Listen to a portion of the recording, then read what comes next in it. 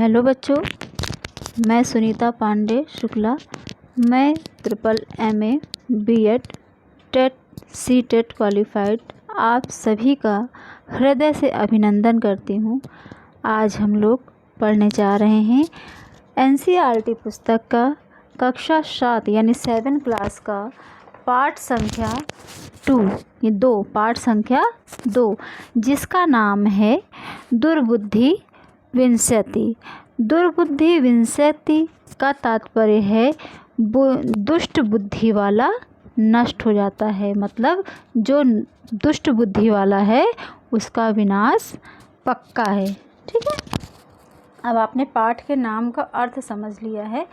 अब हम लोग पाठ समझेंगे। पैराग्राफ मैं पढ़ूंगी और उसकी हिंदी भी आपको बताऊंगी।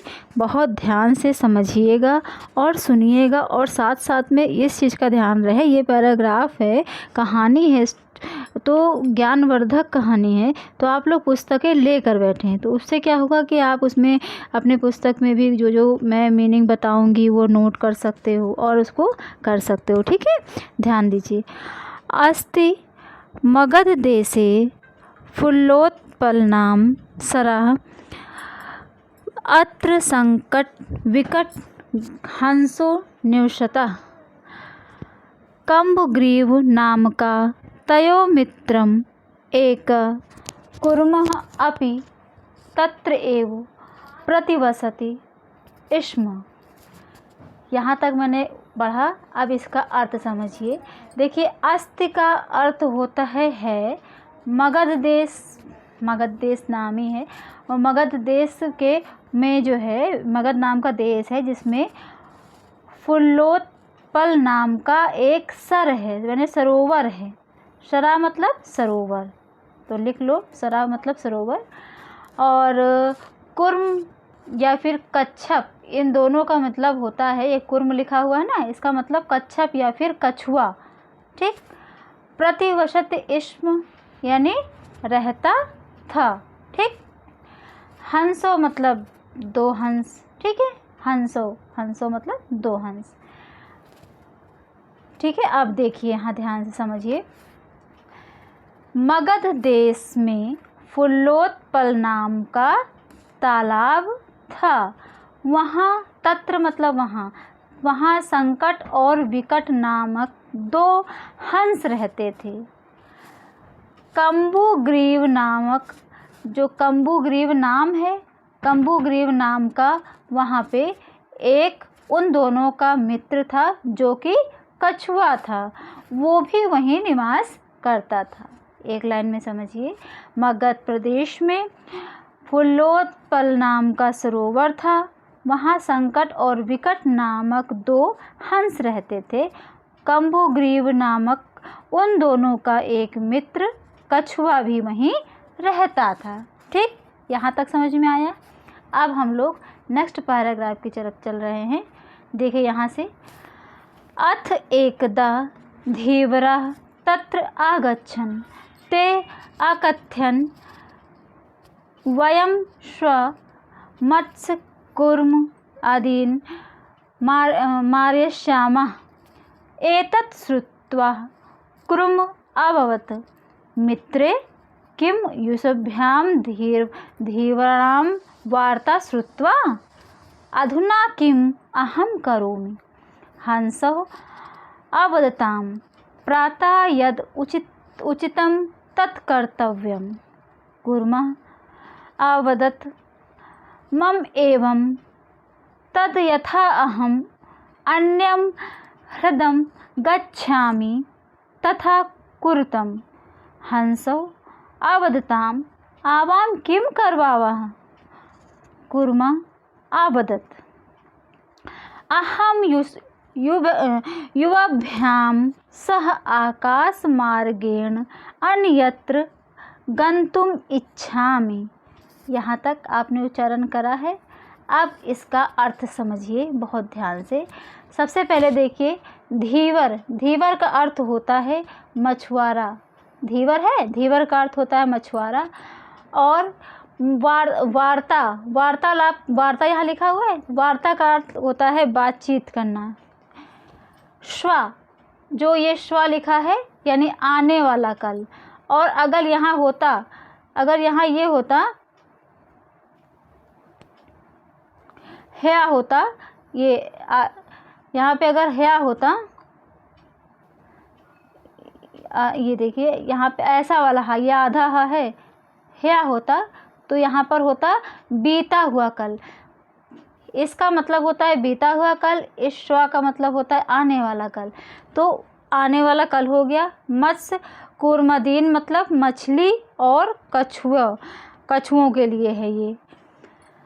मारिष्या मतलब मारेंगे, ठीक है, आने वाले कल में। मैवम मतलब ऐसा नहीं। हृदय तालाब को आकाश मार्गेन आकाश मार्ग से। आप इसको देखिए, ध्यान से समझिए। अत एकदा धीरवा, एक बार धीवर यानी कि मछुआरे, धीवरा है ना, बहुवचन में है, तो यह एक बार मछुआरे वहाँ आए, आगच्छन आए, और कहा, ते अकथयन और कहा, वयम स्व मत्स्य कुर्मादीन मारिष्यामा, हम सब कल मछली और कछुए आदि को मारेंगे। एतत् श्रुत्वा कुर्मा अवदत, इतना सुनकर कछुआ बोला, मित्र किम युवाभ्याम धीराणाम वार्ता श्रुत्वा, मित्र क्या तुमने मछुआरों की बात को सुनी? अधुनाम किम अहम करोमि, अब मैं क्या करूं? अधुना मतलब अब मैं, किम करोमि क्या करूं? दोनों, तब फिर हंसो अवदताम यानी हंसो यानी दो हंस, दोनों हंस बोले, प्रातः यद उचित तत्कर्तव्यम, प्रातः होने दो, कुछ उचित करना, जो करना चाहिए होगा वो किया जाएगा। सुबह होने पर हम लोग कुछ अच्छा करते हैं। कुर्म अवदत, मैवम, कछुआ बोला, ऐसा मत करो। यथा अहम तद यथा अहम अन्यम हृदम गच्छामि तथा कुरुतम, जिससे मैं दूसरे तालाब जा सकूं वैसा करो। दोनों हंस बोले, हंसो वदताम का दोनों हंस बोले, आवाम किम करवाओ, हम दोनों क्या करें? कुर्मावत, कछुआ बोला, अहम युवाभ्याम सह आकाश मार्गेन अन्यत्र गंतुम इच्छामि, मैं तुम दोनों के साथ आकाश मार्ग से दूसरे स्थान पर जाने की इच्छा रखता हूँ। मैं तुम दोनों के साथ दूसरे स्थान पर, दूसरे तालाब में जाने की इच्छा रखता हूँ। ठीक है, इतना समझ में आ गया? एक लाइन में समझ लो।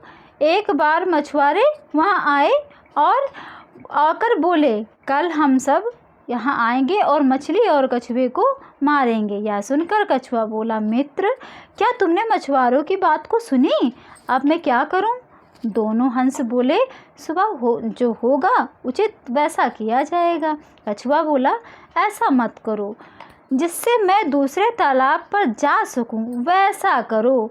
दोनों हंस बोले, हम दोनों क्या करें? कछुआ बोला, मैं तुम दोनों के साथ आकाश मार्ग से दूसरे स्थान यानी दूसरे तालाब में जाने की इच्छा रखता हूँ। ऐसा यहाँ तक का वार्ता हो चुकी। देखिए अगला पैराग्राफ, हंसो अवदताम अत्र कहा उपाय। पहले इसमें पैराग्राफ में कुछ चीज़ें की मीनिंग समझ लो, फिर साथ में आपको, क्योंकि अगर मान लो पूरा पैराग्राफ पढ़ते हैं फिर मीनिंग बताते हैं फिर साथ में पढ़ते तो बहुत लंबा हो जाएगा। तो पढ़ते जाएंगे, साथ साथ इसकी अर्थ भी समझाते जाएंगे। ठीक है, पहले थोड़ा सा इसकी मीनिंग, कहीं जो कठिन शब्द हैं उनकी मीनिंग समझ लो। चंचवा देखो लिखा हुआ है, चंचवा लिखा हुआ है यहाँ पे एवं के बगल में, ये ऊपर।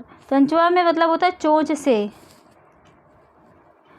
अब देखिए यहाँ पे लिखा हुआ है, यहाँ लिखा हुआ है काष्ठ दंड गर्भे, मतलब काष्ठ दंडम मतलब लकड़ी के डंडा, ठीक है। और पक्ष बलेन का होता है पंखों के बल से, ठीक है। और आता जाएगा, हम बताते जाएंगे, ध्यान दीजिएगा। हंसो आवदताम, दोनों हंस बोले।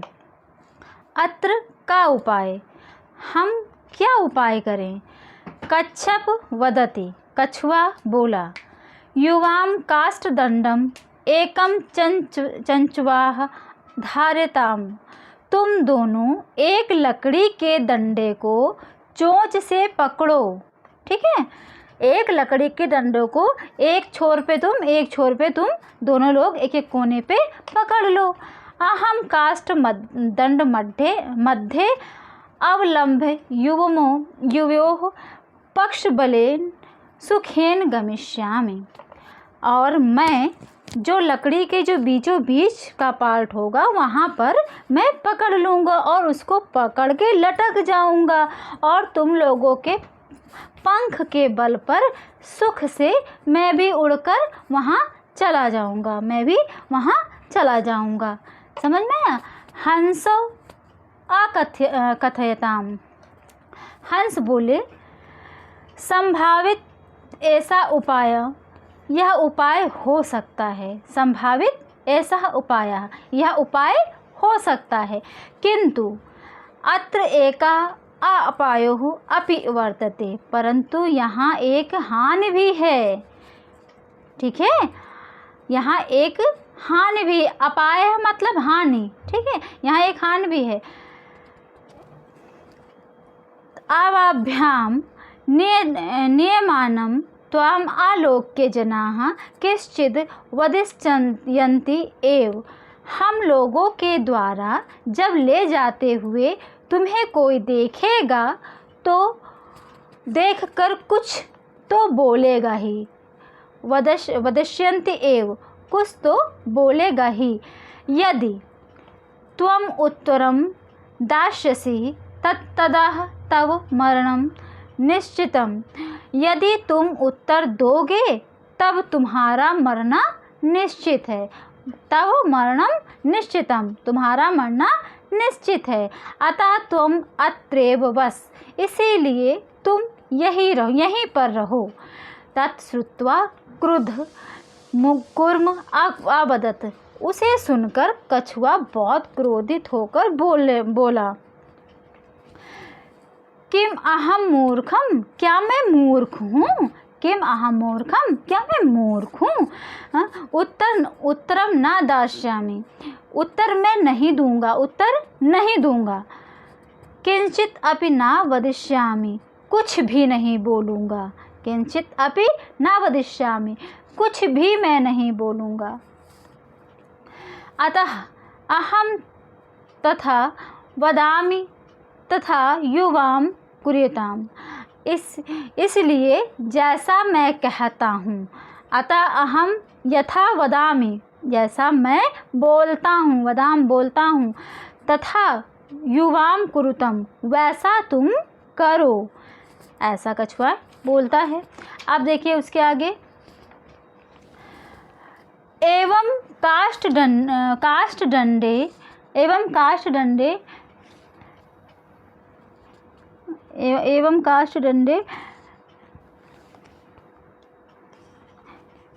अच्छा नेक्स्ट पे उसमें आ जा रहे हैं। देखिए यहाँ तक तो ये यहाँ तक हो गया है। अब देखिए नेक्स्ट में है, आगे वाले में, हाँ ये है। एवं काष्ठदंडे लंबमानं कूर्म पौरः अपश्यन् पश्चात् अधावन् अवदनं च, यहाँ तक पहले देखो, यहाँ चा तक देखो पहले। लंबमानं मतलब लटके हुए, ठीक है, और उड्डीयते मतलब होता है उड़ रहा है, ठीक है। अब देखो, इस प्रकार लकड़ी के डंडे पर लटके हुए, लकड़ी के डंडे पर लटके हुए कछुए को देख कर नागरिकों ने देखा और बोला, यहाँ तक हो गया। नागरिकों ने देखा और बोला। कछुए, लकड़ी के डंडों पर कछुए को लटका हुआ देखकर नागरिकों ने देखा और बोला। हनु,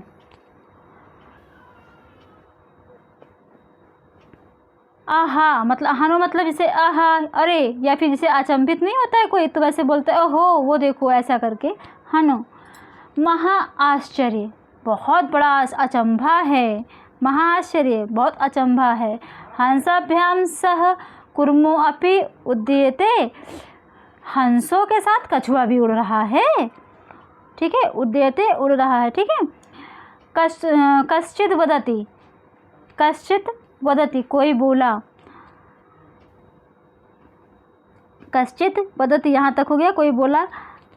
यहाँ देखिए, अद्यम कुर्मः कथम अपि निपतति ततः अत्रैव पकत्वा खादिष्यामि। अगर तो उसमें जिसमें नागरिकों में से कुछ बोला, यदि यह कछुआ कैसे भी गिर जाता किसी तरह, तो मैं इसे पकाकर खा लेता। पकत्वा खादिष्यामि, पकाकर खा लेता। अपरा अभवत, तब दूसरा बोला, सरस तीरे दग्ध्वा खादिष्यामि।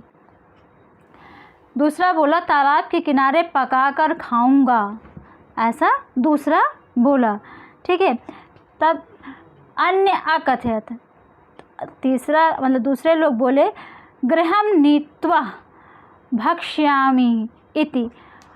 तब उसमें से अन्य ने बोला, मैं तो घर ले जाकर इसको खाऊंगा, घर ले जाऊंगा, गृहं नीत्वा और भक्ष्यामि, तब मैं खाऊंगा, ऐसा अन्य ने बोला। तेषां तद वचनं श्रुत्वा क्रुधा जातः। जो इतना सुनने के बाद, यह वचन सुनकर कछुआ बहुत क्रोधित हो गया। ठीक है। फिर क्रोधित होने के बाद मित्राभ्याम दत्तम वचनम विस्मृत्य सह आवदत। वह अपने मित्रों के जो मित्रों से उसने बोला था, वचन दिया था, वो भूल गया क्रोध में आने के बाद, और वो बोलने लगा, यूयम भस्म खादत, तुम सब भस्म खाओ, यानी राख खाओ, तुम सब राख खाओ, ऐसा वो बोलने लगा। और उसी तत्क्षणम एव कुर्मा दंडात भूमो पतिता। उसी क्षण कछुआ डंडे से मुंह से, चूंकि वो पकड़ रखा था, तो जब बोलने लगा तो मुंह छूट गया, तो फिर वो तुरंत का तुरंत पृथ्वी पर गिर गया और नागरिकों के द्वारा वो पौरोसह मारिता, पौरो मतलब नागरिक, नागरिकों के द्वारा वह तुरंत मारा गया और उसका द एंड हो गया, मतलब वो समाप्त हो गया, है ना। अब यहाँ पे एक बहुत प्यारा लिखा हुआ है, देखिए ध्यान से, श्लोक है, सुहृदाम हित कामनाम वाक्यम यो नाभिनंदति सह कुर्म इव दुर्बुद्धि काष्ठाद भ्रष्टो विंशति। देखो बहुत अच्छा है, इसमें ये कह रखे हैं कि इसी, देखिए यहाँ पर है अत एव उक्तम, इसीलिए कहा जाता है, कल्याण की इच्छा रखने वाले मित्रों के वचन को जो प्रसन्नता पूर्वक स्वीकार नहीं करते हैं, वह लकड़ी से गिरे मंद बुद्धि कछुए के समान ही नष्ट हो जाते हैं।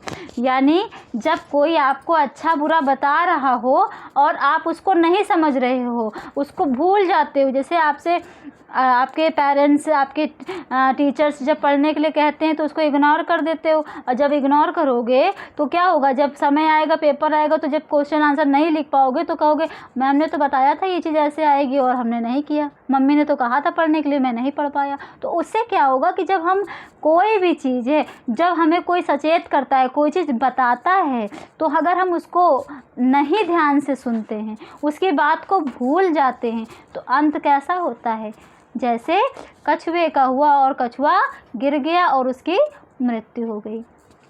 इसीलिए बेटा जो भी आप लोग को समझाया जाता है उसको ध्यान से समझें, और वो क्योंकि वो आपके हित के लिए होता है। आपके पेरेंट्स या टीचर जो आपको कहते हैं पढ़ने के लिए, वो आपके हित के लिए होता है। ठीक है, इसको एक श्लोक का जरा एक लाइन में अर्थ समझ लो कि अगर कोई भी हमारे हित की बात करता है, हमारे हित की बात करता है, उस बात को हम सुनकर फिर उसको भूल जाते हैं या अनसुना कर देते हैं, तो हमारा भी वही हाल होता है जैसे दुष्ट यानी दुर्बुद्धि कछुए का हुआ। ठीक, अब यहाँ पर देखिए चैप्टर तो आपका कंप्लीट हो गया। अब अभ्यास कार्य शुरू हो गया। अभ्यास कार्य में इसमें देखिए सबसे पहला जो प्रश्न है, आपको यहाँ पर उच्चारण करने के लिए कहा गया है। इसको सब आपको उच्चारण करना है, ध्यान से देखिए।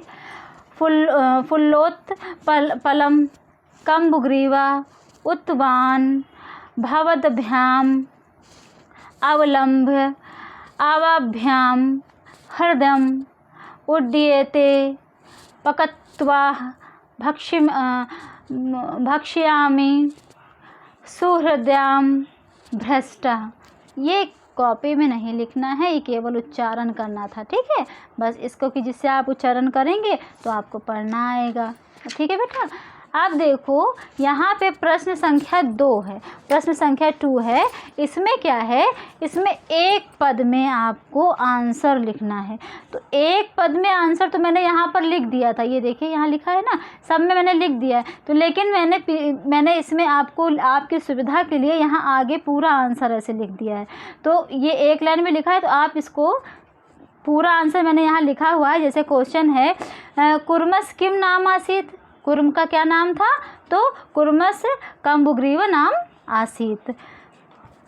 सरस तीरे के अगच्छत, तालाब के पास कौन आया था, धीवरा आया था। तो धीवरा आया था, ये देखो पूरा लिखा हुआ है आंसर। आप इसे आराम से कॉपी कर सकते हो, स्क्रीनशॉट लेके या वीडियो रोक के अपने कॉपी में नोट कर लेना। ठीक है, कुर्म केन मार्गेन अन्यत्र गंतुम इच्छति, जो कछुआ होता है किस मार्ग से जाने की इच्छा रखता है, तो आकाश मार्ग से। देखो मैंने आकाश लिख रखा है। ठीक है, आकाश मार्ग से। लंब मानम कुर्म दृष्टवा के अधावन, जो लकड़ी में जब कछुआ लटक रहा होता है तो कौन देख के अचंभित होते हैं, तो कौन, पौरा यानी कि नागरिक। ठीक, इसको कॉपी कर लेना, लिखना है ये कॉपी में बेटा है। अब देखिए प्रश्न संख्या 3। इसमें क्या है कि इसमें ये चीज़ है कि किसने कहा और किसके प्रति कहा, ये चीज़ लिखना है। तो प्रातः यद उचितम तत्कर्तव्यम, ये हंस ने कहा था कुर्मों से यानी कि कछुआ से। ठीक, अहम भवदभ्याम सह आकाश मार्गेण गंतुम इच्छामि, मैं आकाश मार्ग के तुम लोगों के साथ आकाश मार्ग की से चलने की इच्छा रखता हूँ। ये कछुए ने कहा था, किससे कहा था, हंसों से कहा था, ये लिखा है मैंने। ठीक है, अत्र कहा उपाय, हाँ अब हमें क्या उपाय करना चाहिए, तो ये हंसों ने पूछा था ना कछुए से, तो ये लिखा है। फिर है अहम उत्तरम ना दास्यामि, जब हंस ने कहा कि तुम उत्तर दे दोगे तो तुम गिर सकते हो, तो फिर उन्होंने क्या कहा, कुर्म ने कहा मैं उत्तर नहीं दूंगा। तो कुर्म ने कहा था यानी कछुए ने कहा था, किससे, हंस से। यूयम भस्म खादत, तुम लोग भस्म खाओ, ये किसने कहा था, कछुए ने कहा था लोगों से। ठीक है, तो इसको कॉपी कर लो बेटा, ये आपको कॉपी वर्क का काम है, इसको आपको करना होगा। प्रश्न संख्या 4 देख लो। प्रश्न संख्या 4 में आपको रिक्त स्थान की पूर्ति करना है। यहाँ पर आपका दे रखा है कि क्या क्या आप भर सकते हो, तो मैंने यहाँ भी नंबर भी लिख दिया है और यहाँ पर फिल भी कर दिया है। इसको देख के आप कॉपी कर लीजिए। ठीक, अब देखो प्रश्न संख्या 5।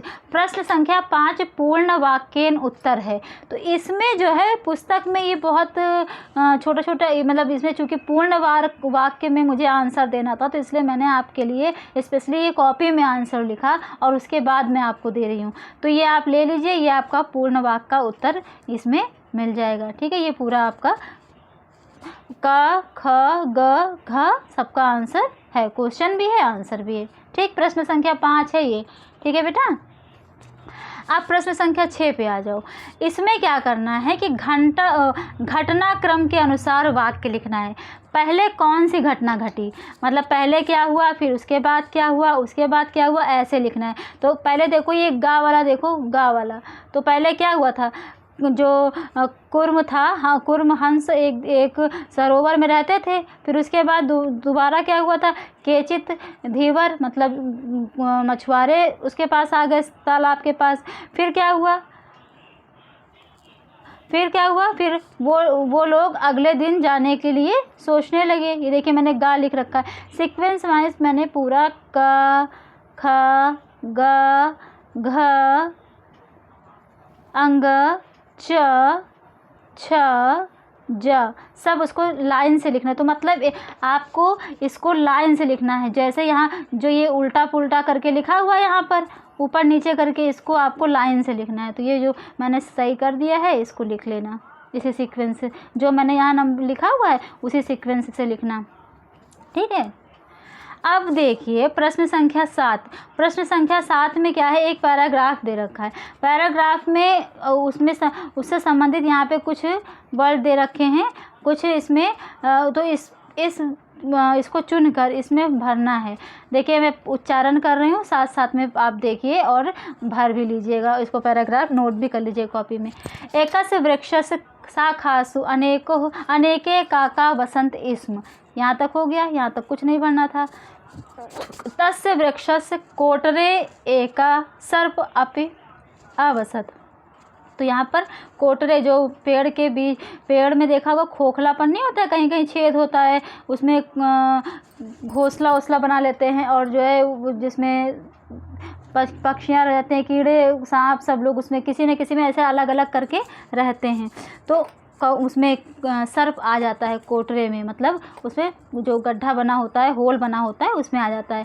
तो काका नाम अनुपस्थितो सर्पः काका नाम शिशुम खादति। जब वहाँ पे कौवे का जो है उस कोटरे में कौवे के बच्चे थे और काक जोड़ा वहाँ उपस्थित नहीं था, तो वहाँ पे छोटे बच्चे थे तो उसको सांप खा लेता है। और काका दुखिता, देखो यहाँ मैंने भर रखा है, दुखिता आसन, तब कौवा दुखी होकर वहाँ बैठता है, देखता है। तो जब नहीं देखता है तो भाई बैठा रहता है। तेषु एका वृद्धा काका उपायनम अचिंत्यत वृक्ष समीपे जलाशय आसीत। वहाँ पे एक बूढ़ा कौवा था और वहाँ चिंता में वृक्ष के समीप जलाशय पर था। तत्र एका राजकुमारी स्नातुम जलाशयम आगच्छति। वहाँ पर एक राजकुमारी जलाशय में आती हैं और शिलायां स्थित तस्य आभरम आदाय एकः काकः वृक्षस्य उपरि आस्थापते। तो वो जो है शिला पे बैठकर सारी चीज़ें चूँकि देखता रहता है, तो वो अपना कि कौवा के बच्चों को उसने खा लिया, ये सारा चीज़ वो देख रहा होता है। राजसेवका काकम अनुसृत्य वृक्षस्य समीपम आगच्छन्। और राजसेवक जो है वो कौवे को अनुपस्थित में वृक्ष के समीप आ जाता है। अत्र ते तम सर्प न अमारयन् अतः एव उक्तम उपायनेन सर्व सिद्ध्यति। तब वे सर्प को मारना चाहते हैं, लेकिन अतः वो सर्व सिद्धि के लिए मतलब नहीं वो करते हैं और उसको छोड़ देते हैं। लेकिन ये यहाँ पर आपको मैंने पूरा फिल करके दिया है, इसको आपको केवल कॉपी करना है। ये बस ऐसे ही पैराग्राफ है, इस चैप्टर से अलग है, इसमें आपको ऐसे बस खाली फिल करना है, नोट कर लो। अब यहाँ पे देखो, यहाँ पे बस खाली ये पाठ के विषय में परिचय दिया गया है, ध्यान से देखने वाला है कि इयं कथा पंचतंत्रम इति ग्रंथात् संपादितं कृत्वा उद्धृता। जो ये कहानी जो ली गई है दुर्बुद्धि विनश्यति, तो ये जो कहानी है पंचतंत्र नामक पुस्तक से ली गई है। पंचतंत्र के जो लेखक हैं वो विष्णु शर्मा जी हैं और पंचानाम तंत्रानाम समाहारा पंचतंत्रा इति। अतः पंचतंत्रस्य पंचभागं सन्ति मित्रभेद मित्रलाभ संधिविग्रह लब्धप्राणासः परीक्षित कारकंच। तो ये जो पंचतंत्र है ये 5 चीज़ों से मिलकर बना है। मित्रभेद मित्रलाभ संधिविग्रह लब्ध प्रणास परीक्षित कारक इत्यादि से मिलकर बना हुआ है। अस्मिन् पाठे अनवसरे भाषणेन कथम सर्वनाश भवनीतिः भावनीति दृश्यतम क्वचित मौनम कार्य साधकम भवति। इसमें जो है इन्होंने ये कह रहे हैं कि इस पाठ के अनृत यानी बिना उचित अवसर के बोलने पर बताया गया है कि जब जो लोग बिना अवसर पर बोलते हैं, जो लोग बिना अवसर पे बोलते हैं, बिना जहाँ उनको बोलना उचित नहीं है वहाँ बोलते हैं, ऐसी स्थिति में सर्वनाश निश्चित है। सर्वनाम उसका निश्चित है जो बिना अवसर पे बोलते हैं, यानी बिना बात के बाद जो बोलते हैं, जहाँ पे नहीं बोलना चाहिए वहाँ वो बात बोलते हैं, तो वहाँ पर सर्वनाश निश्चित है। ऐसी स्थिति में इन्होंने कहा कि मौन भी कभी कार्य को साधने वाला होता है, यानी कि कभी कभी मौन जो होता है वो बहुत बड़ा हथियार होता है। तो जहाँ पे उचित नहीं है वहाँ मौन रहना ही उचित है, जहाँ बोलना उचित नहीं है वहाँ मौन रहना सर्वोत्तम है। देखो यहाँ पे एक छोटा सा श्लोक दिया है, बहुत अच्छा कहा है इन्होंने। कह रहे हैं कि विभूषणम मौनम पंडितानां मूर्खो ही शोभते तावत यावत किंचितम भाषते। मतलब चुप रहना यानी मौन रहना मूर्खों का आभूषण है। निश्चय ही मूर्ख तब तक सुशोभित होते हैं जब तक वह कुछ नहीं बोलते। जब तक मूर्ख बहुत ज़्यादा सुशोभित होते हैं जब तक वो अपनी जिह्वा नहीं खोलते, क्योंकि अगर उन्होंने बोल दिया तो उनकी मूर्खता सामने वाले को पता चल जाएगी, उनकी बुद्धि का परिचय तुरंत हो जाएगा और वो मूर्ख सिद्ध हो जाएंगे। अब आपका यह अध्याय आपका पूरा होता है। अगर कुछ नहीं समझ में आया है, किसी प्रकार की कोई समस्या है तो कमेंट में आप पूछ सकते हैं। ओके बच्चों, बाय, टेक केयर। एक चीज़ और, आप इस वीडियो को लाइक ज़रूर करें और हमारे चैनल को सब्सक्राइब ज़रूर करें। साथ ही अपने दोस्तों के साथ वीडियो ज़रूर शेयर करें, ठीक है।